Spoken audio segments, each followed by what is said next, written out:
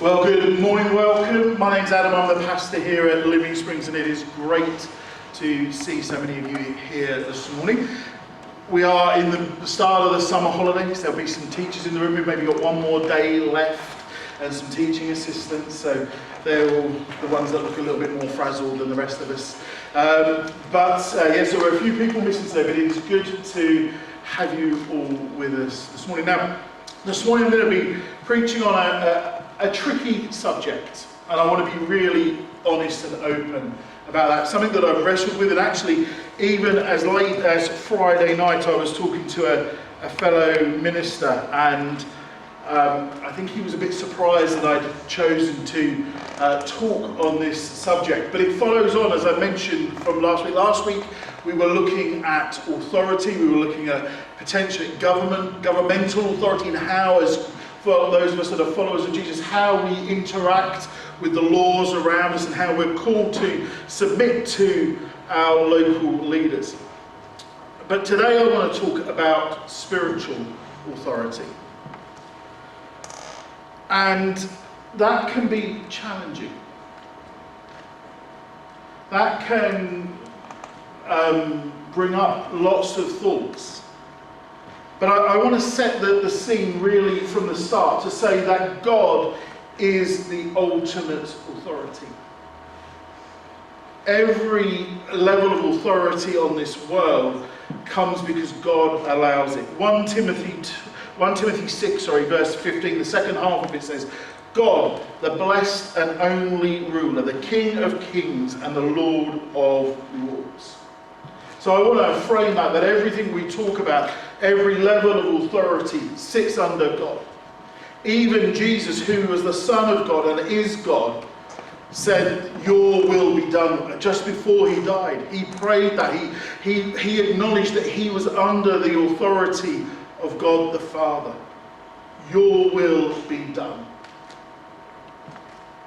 Now, when I talk about spiritual authority, you could be sitting there and saying, well, this is going to be Adam talking about how you should do exactly what he says. If only that was the case. Really, the emphasis of today is about how you decide, how we decide if the person, the church that we're going to, the Christian leaders that we are listening to, are the right people to have spiritual authority in our lives. You see, we have a choice. You have a choice about who you submit to. Last week we looked at that word submit, and where it said submit to the local leaders. Submit is a word that means you have a choice. You can choose whether to do it. We spoke about some of the consequences.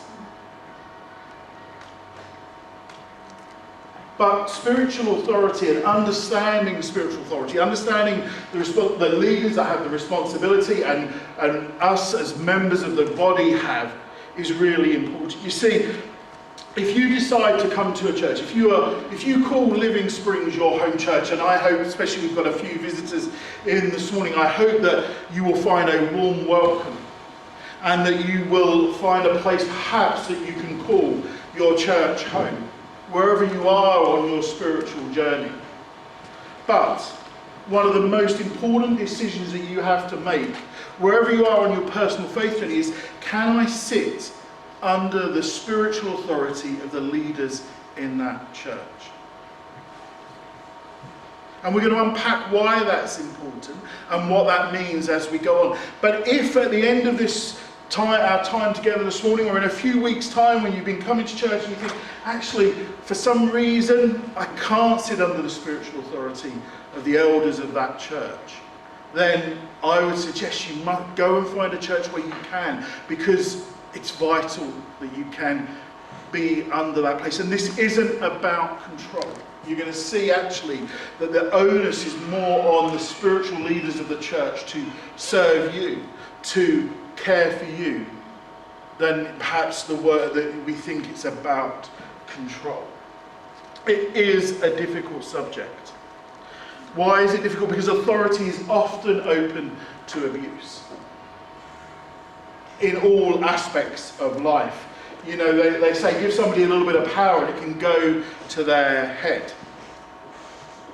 So I want you to be equipped by the end of today to know what to look for, to be able to look at the elders of this church. And I'm one of the elders. Nigel, who's doing Kingdom Kids, is another elder. And then there's Brian, who's not here today. He's away today. He's one of the other elders. We had Jess, was one of the elders. She's moved on to another church recently.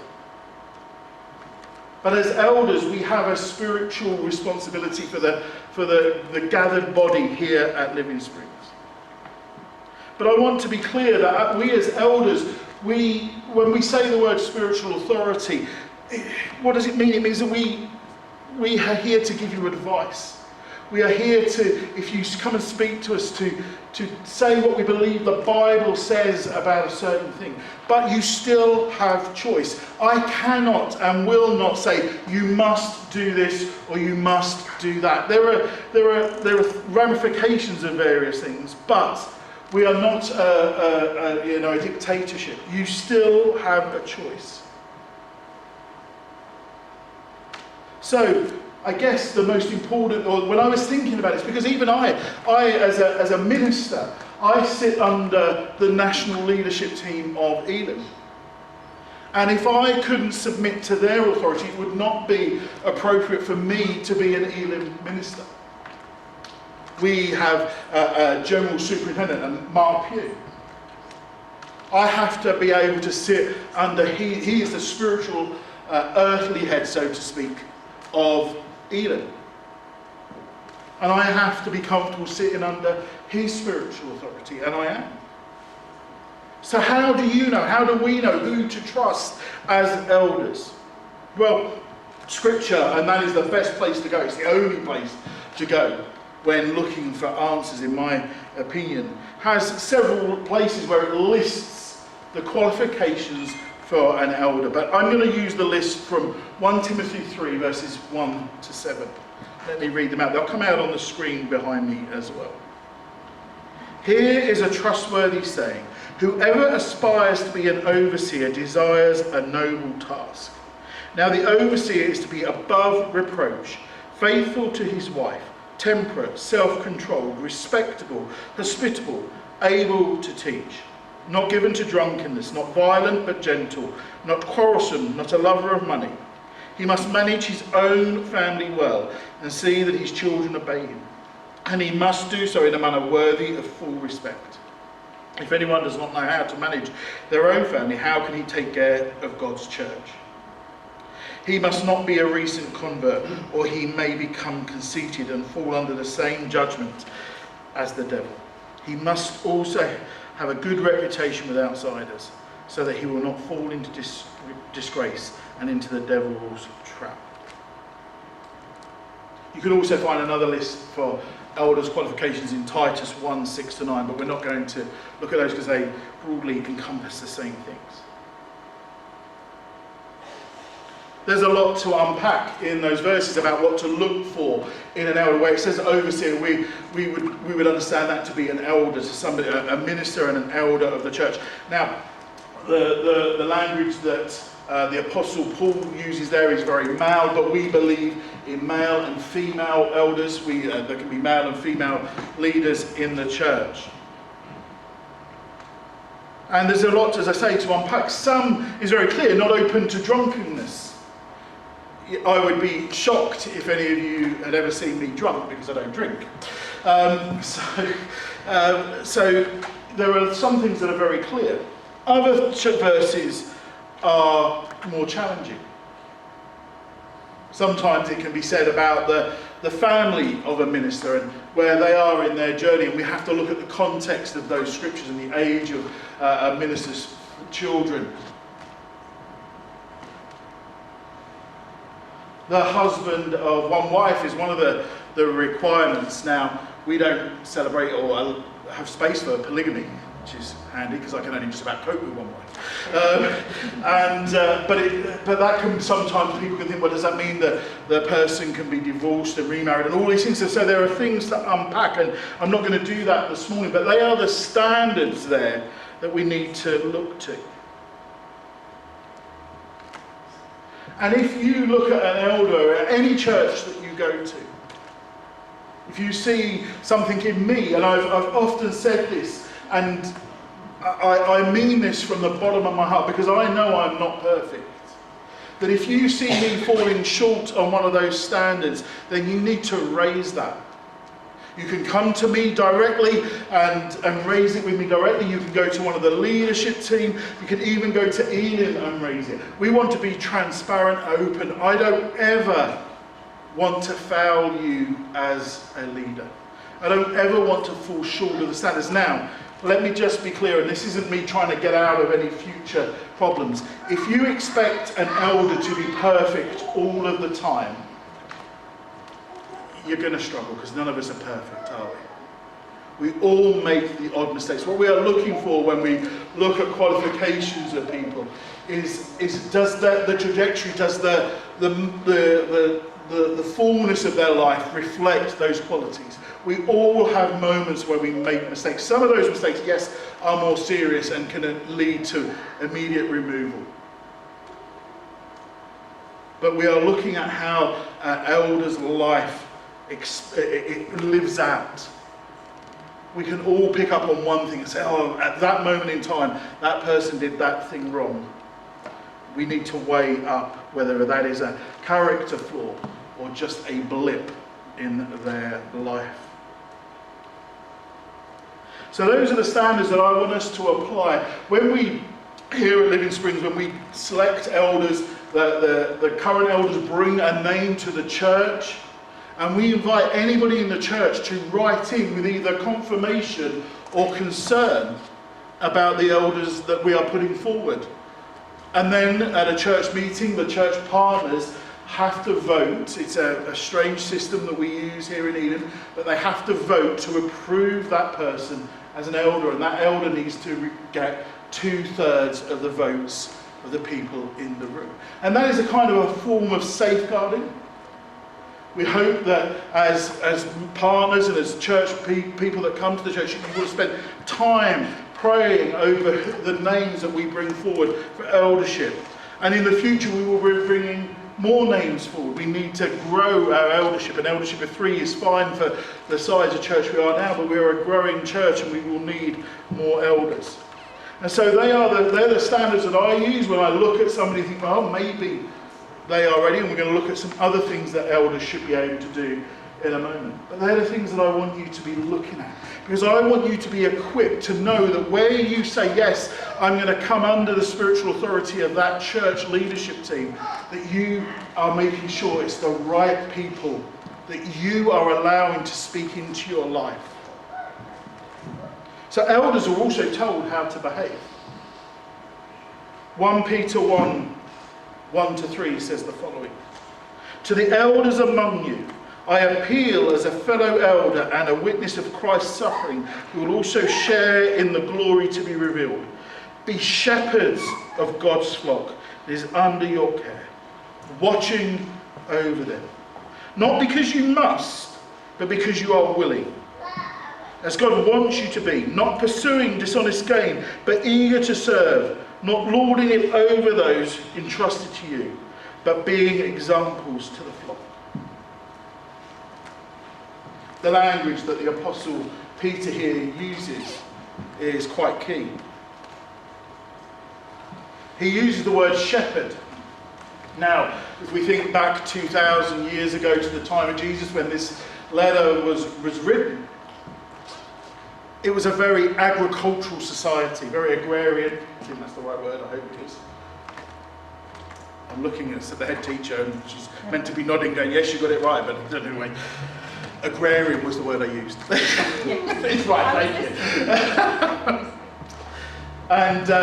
And the people that Peter was writing to would have understood the role of a shepherd. You see, a shepherd of a flock of sheep or goats back then had some key responsibilities. His first responsibility was to care for the flock that was in front of him, to make sure that it was fed and watered, and that would often mean steering the flock through difficult terrain to new pastures, to new watering holes. But also it would mean occasional sacrifice. The shepherd would be expected to protect the sheep. from animals, from wild animals that would come to attack and to steal. I would not want to have been a shepherd in that sense.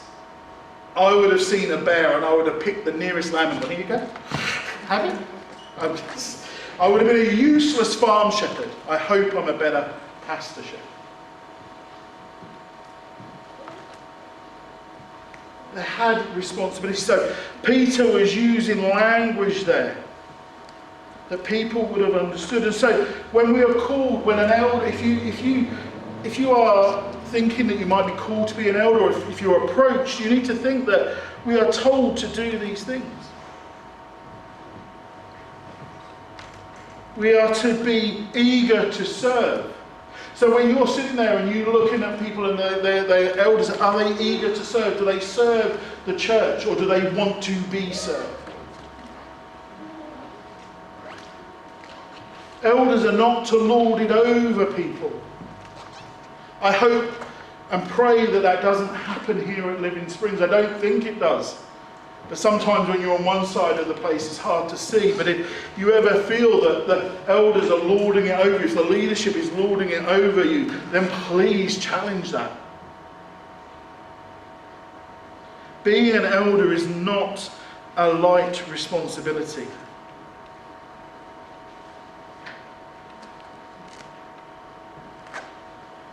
And these are the things that we are meant to weigh those that who have that spiritual authority against.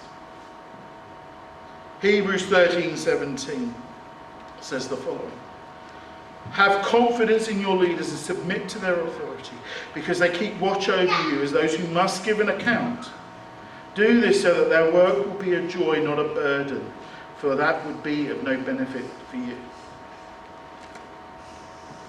Again, a verse that speaks of a double-edged sword almost. On one side it says that you are to have confidence in your leaders. You only can have confidence if you can weigh them against those spiritual standards, those biblical standards that we spoke about. That is how you get confidence in your leaders. If you do not have confidence in the elders of a church that you're going to, or of a ministry that you are following, stop following them. Because they may be, if you feel they're going to lead you astray, lead you from the wrong word, then don't submit to their authority. Go and find spiritual leaders where you can submit to their authority. And I'm going to unpick that word submit again in a moment.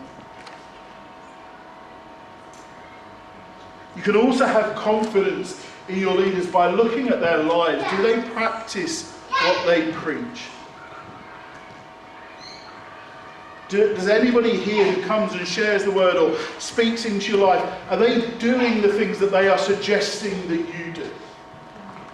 Are they living out what they are preaching?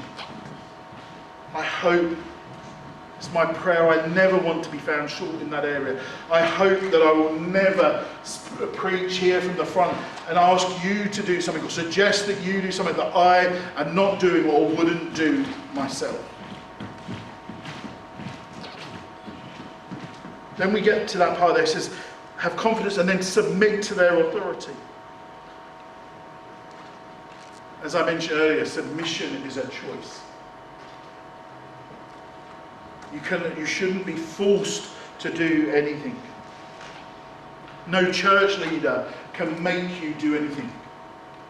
I would like to think that all the elders, all the leaders in this church may suggest things to you out of a place of concern or encouragement. But it is up to you whether or not you follow their advice or not take their advice. And I believe that all of the elders here would try to give good, solid, biblical advice. Will the elders always get it right? No, because they're human. Then you need to look and see if they admit when they make mistakes. Elders are warned.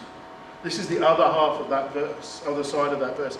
Elders are warned that we will give an account for what we have done, for how we have led the church. when I say what I'm about to say, I'm not meaning this in a bad way, but it's one of the things that worries me or keeps me on my toes as a minister, that I know that when I pass away, when I stand before God, not only will I have to give an account for my life, for how I have lived, but I will also have to give an account for how I have led the church that God has put me responsible for. And I know, because I'm human, there are times that I have made mistakes. I hope that I've handled those times well and tried to repair any hurt or pain that I've caused. But I personally, and I don't say this to brag or anything like that, I take that part of my, that thought very, very, very seriously. And if you ever think that you're called to ministry, if you ever think that you're going to be called, you're called to be an elder and you're asked, you need to weigh that. Are you ready to give an account for the people that God has asked you to shepherd, to look after?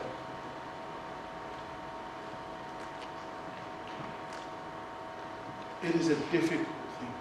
Spiritual authority is not about elders or leaders lording it over you. Our responsibility is to protect the people of the church, to guide the people of the church. Now, and this is kind of mixing into my conclusion, so we're going to bounce around a little bit now. If you go to a church, or if you listen to an elder and they say something you don't agree with or suggest that you don't do something, that does not mean they are wrong. If you just want to sit under the authority of somebody that's going to agree with you all the time, I suggest you're going to find yourself in trouble. You need to have confidence in your leaders that when they say, actually, hey, I wouldn't do that if I was you because of X, Y, and Z, that they have got your best interests at heart. They believe that they are sharing what God has suggested to them. You need to have leaders that will challenge and care. Not care is vital, but sometimes caring is challenging. In my opinion, church leadership, and this is why I love the model of Eden, should not be a solo occupation. In this church here, as in many Eden churches, we have elders and deacons that form the church leadership team. I am accountable both to the elders, to you as church members, and to people that come to church, as well as to Eden. And I believe in that accountability. Don't sit under the authority of any leader that has no accountability with anybody else. You, as members of the church, as people that come to the church, have the right and the responsibility to hold the leadership to account. If you see something that you don't think is right, come and talk to somebody.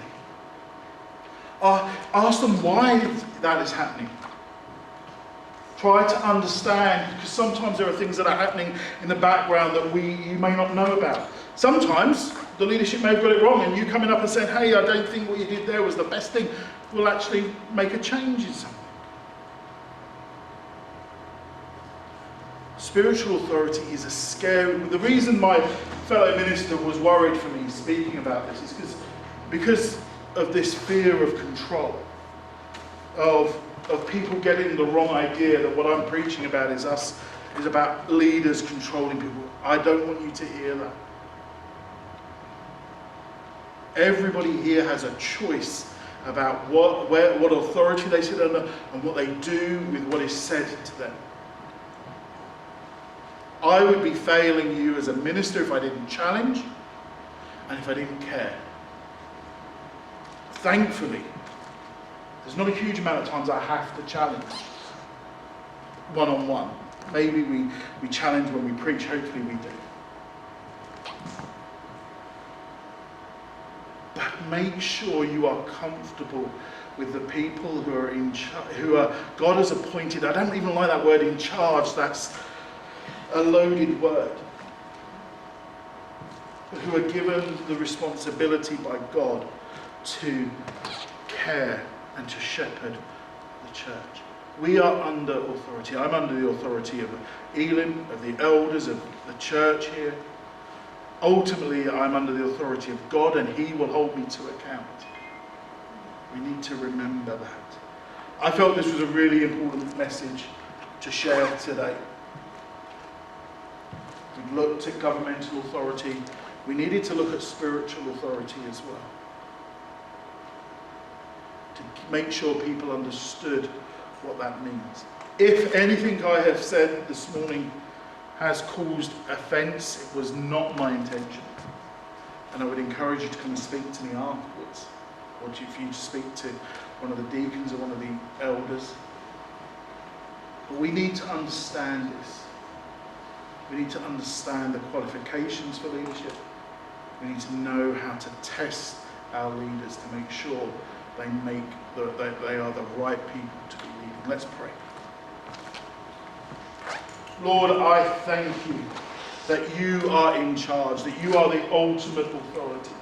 Lord, I pray for the leaders of this church and for everybody here, Lord, that we have wisdom in how to lead, how to challenge, how to be, Lord. And Lord, if there are areas of our life where we have rebelled, be it against earthly leadership, spiritual leadership, against you, Lord, I pray right now that you will just bring that to mind.